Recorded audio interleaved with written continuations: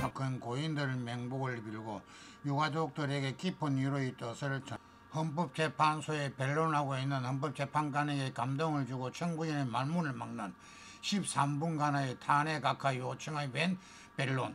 탄핵은 각하되어야 청구인인 국회, 그리고 피청구인 대통령, 그리고 심판기관인 헌법재판소입니다. 그런데 그 실질상 구도를 보면 이렇게 볼 수 있습니다. 소추하는 입장에서는 그 야당, 그리고 피소추 내지는 피청구인은 대통령뿐만 아니라 여당입니다. 구도가 기본적으로 여당과 대통령 및 야당과 대통령 및 여당의 구조를 갖고 있습니다.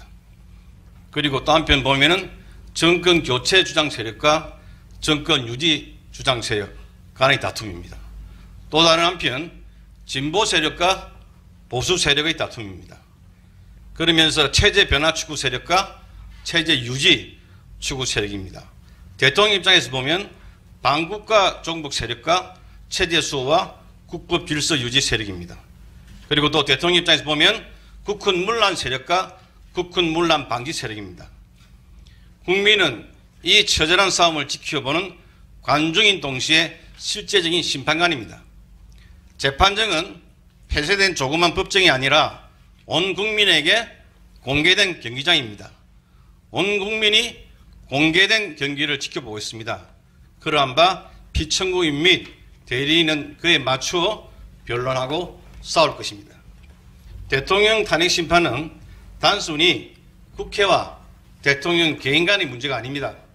그 절차는 헌법재판소가 단순히 심판하는 심판 절차, 판결 절차에 불과한 것이 아닙니다.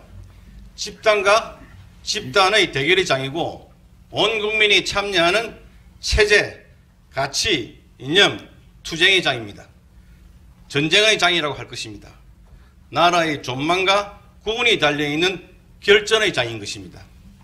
따라서 신속을 앞세워 졸속으로 결론을 내려고 해서는 절대 안 됩니다. 신중하고도 엄중하게 절차가 진행되어야 합니다. 그 결론으로 인한 반발을 최소화시켜야 합니다. 그 결론은 국론 분열로 이끄는 것이 아니라 국론 통합, 상방수용의 결과를 가져오는 것이어야 합니다. 바로 그런데 헌재 재판관들께서는 대통령 탄핵 심판의 형식상 구도가 아닌 실질상의 구도를 참작하셔가지고 신중하고도 공정하게 심판 절차를 진행하여 주시기 바랍니다. 절대 한쪽으로 치우쳐서 편향되게 심판 절차를 이끌고 결론을 내려고 해서는 안 됩니다. 막중한 사명감을 가지시고 대한민국과 국민을 위해 공정하고도 현명하게 대처해 주시기를 바랍니다. 둘째, 이번 탄핵 소추는 국회가 하나가 되어 소추한 것이 아니라 야당이 여당을 적극 배제하고서 소추한 것임을 강조합니다. 말하자면 이번 소추는 반쪽 소추에 불과합니다. 그러므로 소추 자체가 정당성을 반밖에 갖고 있지 않습니다. 달리 말하면 부당성을 반이나 갖고 있습니다. 셋째, 이 사건 탄핵 소추는 급속하게 이루어졌습니다. 계엄 해제 당일인 작년 12월 4일 바로 탄핵 소추 어안이 접수되었습니다. 졸속으로 제기된 것입니다. 대통령을 탄핵하겠다는 것인데 심도 있는 논의와 검토 없이 바로 접수되었습니다. 소추 내용도 아주 빈약합니다. 비정상적으로 제기된 것으로 그 졸속이 2차 접수에 그대로 연결되었습니다. 졸속한 소추라는 하자는 심판 절차에서 반드시 충분히 보완되어야 합니다. 졸속 소추에 이은 졸속 심판, 이는 절대 용납할 수 없는 사항입니다. 반드시 충분한 시간을 갖고 심리해야 함을 강조하는 바입니다.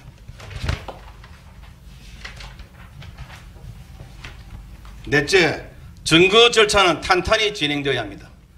탄핵 소추는 충분히 검토된 증거자를 토대로 한 것이 아니라 언론 보도를 토대로 하고 있습니다. 이러한 허수범을 배격하고 탄탄한 증거로 보완해야 합니다. 많은 증거 자료 제시와 다수의 증인신문이 진행되어야 합니다. 전문 증거가 전문 증거로 심리가 진행되어서는 안 됩니다. 다섯 번째, 피청구인 측에서는 탄핵 소추 사유 못지않게 계엄에 이르게 된 배경, 이유 등에 대해 심도 있는 주장 및 입증을 할 것입니다. 그러므로 그에 대하여 많은 시간 배정이 있어야 할 것입니다. 피청구인의 계엄 선포는 그냥 한 것이 아닙니다. 고심 끝에 행해진 것입니다. 대통령이 계엄 선포를 하게 된 상황에 대하여 충분히 논의되어야 하고 계엄을 유발한 사람들에 대한 책임 문제도 마땅히 논의되어야 합니다.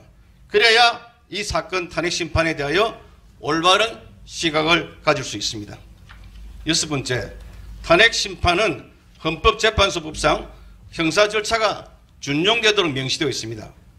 이 사건 탄핵 심판은 대통령이 위헌密법을 했다는 행위를 했다는 이유로 진행되고 있는 바, 탄핵 심판 절차가 법에 위배되어 진행된다는 것은 있을 수 없는 일이라 할 것입니다. 당연히 헌법과 헌법재판소법에 따라 진행되어야 합니다. 탄핵 절차 중에서 대통령에 대한 탄핵 절차는 신중을 기할 것이 요구됩니다. 국민이 뽑은 대통령을 파면하겠다는 것인데 졸속 진행은 절대 불가합니다. 더구나 탄핵 절차는 단심제입니다. 한 번으로 끝나는 것입니다. 그러므로 당연히 신속보다는 신중과 공정이 요구됩니다. 일곱 번째, 탄핵 심판은 형사 절차가 준용되는 바 당사자인 청구인과 피청구인이 적극 심판 절차에 관여해야 합니다. 주도권이 당사자에게 있어야 합니다. 재판관들께서는 청구인 편도 피청구인 편도 아닙니다. 중립을 지키면서 차분히 절차를 진행해 주시기 바랍니다. 당사자인 청구인과 피청구인에게 충분히 주장하고 입증할 수 있도록 많은 시간을 할애해 주시기 바랍니다. 여덟 번째, 헌법재판소법 제48조는 심판기간에 관하여 규정하고 있습니다. 심판사건을 접수한 날로부터 180일 이내에 종국 결정에 선고를 해야 한다고 규정하고 있습니다. 180일이라는 심판기간은 가이드라인이라 할 것입니다. 심판이 지나치게 오래 끌어서도 안 되겠지만 지나치게 졸속으로 끝났어도 안 된다고 규정하고 있는 것입니다. 충분한 심리를 원하는 당사자에게는 180일이라는 기간은 보장되어야 합니다. 180일 규정을 휴식 규정으로 본다면 180일은 최소한의 보장기간이라 할 것입니다. 피청구인이 대통령 입장에서는 이 180일이라는 기간의 보장은 절대 양보할 수 없는 것입니다. 이건 탄핵은 대통령 개인에 대한 것이 아니라 이 나라 국가 원수, 행정수반에 대한 것이고 실제적으로는 집권 여당과 대통령을 지지하는 세력에 대한 것입니다. 그러므로 이와 대척되는 지점에 위치한 사람들, 개인이든 집단이든 그 사람들 입장에 서서 법이 부여한 180일이라는 기간이 무시, 경시되어서는 절대 안 됩니다. 재판관님들께서는 이 점 충분히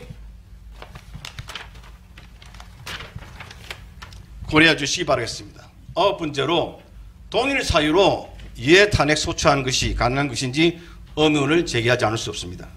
탄핵 소추안 제출과 법률안 제출은 다릅니다. 탄핵은 파면으로서 탄핵 절차는 징계 절차를 할 것인데 징계를 하려고 했다가 요건을 갖추지 못하여 징계를 못하는 것으로 결론이 났으면 동일 사유로 징계를 못한다고 봐야 합니다. 탄핵은 다른 한편 피청구인에 대한 실질적인 형사 처벌 절차라고 할 수 있습니다. 그렇기 때문에 처벌 못하는 것을 의결하였으면 그로써 처벌 절차는 종료되는 것으로 봐야 합니다. 법안 제출은 회기를 달리하면 또 제출할 수 있으나 법안 제출이 아닌 탄핵 소추는 회기를 달리하더라도 또 제출할 수 없습니다. 그러므로 이건 심판 청구는 마땅히 각하되어야 할 것입니다. 소추권 남용의 문제도 같은 시각에서 바라볼 수 있습니다. 열 번째, 소추 사유 중 내란죄가 중요한 자리를 차지하고 있습니다. 야당은 계엄 해제 후 바로 탄핵 소추안을 접수하면서 소추 사유로 내란죄를 적시하였습니다. 피청구인에게 내란죄의 덫을 씌운 것입니다. 그 프레임 하에서 내란죄로 국민 여론을 이끌어왔습니다. 그러므로 이 사건 탄핵 심판에 있어서는 내란죄가 본질적이고도 가장 중요한 요소입니다. 그런데 첫 준비기일에 청구인 측은 내란죄의 형법상 범죄 성립을 따지지 말고 헌법 위반 문제로 보자하면서 은근슬쩍 넘어가려고 하였습니다. 내란죄를 빼버린다면 소추 사유가 영 부실해집니다. 내란죄 성립을 토대로 이 사건 탄핵 청구에 이른 것인데 형법상 내란죄가 성립되지 않는 것이라면 탄핵 소추는 잘못된 것입니다. 성립도 되지 않는 내란죄를 주 토대로 하여 소추 의결에 이르렀던 것입니다. 내란죄는 형법상의 범죄이지 헌법상의 범죄가 아닙니다. 그러므로 형법상 내란죄 문제를 헌법상 문제로 바꾸자고 하는 것은 전혀 타당치 않습니다. 그동안 입만 열면 내란죄, 내란의 공범, 내란 선동 등을 외쳐왔는데 막상 심판 절차가 개시되자 내란죄를 슬그머니 빼버리자고 하는 것은 그동안 국민을 기만하여 왔다는 것을 스스로 인정하는 바라 할 것입니다. 그와 같은 태도는 심지어 청구인 측을 지지하는 사람들에 대하여도 스스로 신뢰를 잃어버리는 처사를 할 것입니다. 도저히 이해가 되지 않는 태도를 할 것입니다. 정의 내란죄를 청구 사유에서 빼버리겠다면 청구인 대리인이 일방적할 것이 아니라 소추권자인 국회 의결을 거쳐 할 것입니다. 국회 의결을 거쳐 내란죄를 빼버렸다 하면 그때 가서 피청구인은 그에 대한 동의 여부를 결정하겠습니다. 지금 단계에서는 전혀 동의할 수 없습니다. 검찰은 작년 10월 27일 김용현 전 국방부 장관을 내란 중요 임무 종사 및 직권 남용 권리 행사 방해 혐의로 구속 기소하면서 참고자를 냈습니다. 거기에는 국군 문란의 목적이 인정됨, 폭동에 해당함 등의 내용이 기재되어 있으나 전혀 타당치 않는 내용임을 지적합니다.